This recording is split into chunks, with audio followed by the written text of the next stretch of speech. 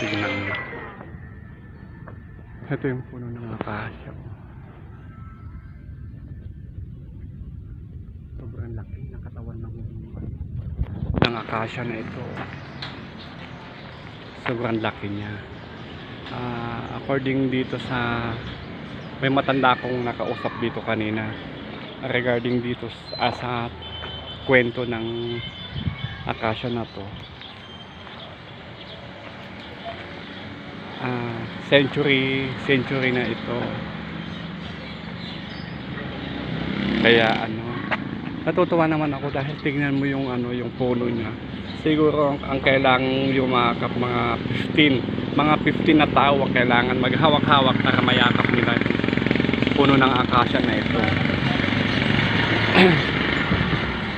Nakakatuwa siya dahil ang ganda-ganda, ang sobrang tibay niya. Lalo yung part nandun sa taas, napakasukal.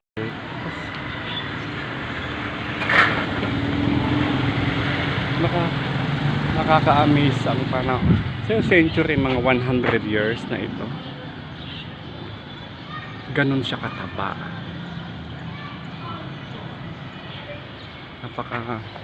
Napaka mahiwaga talaga ng mga puno ng akasya.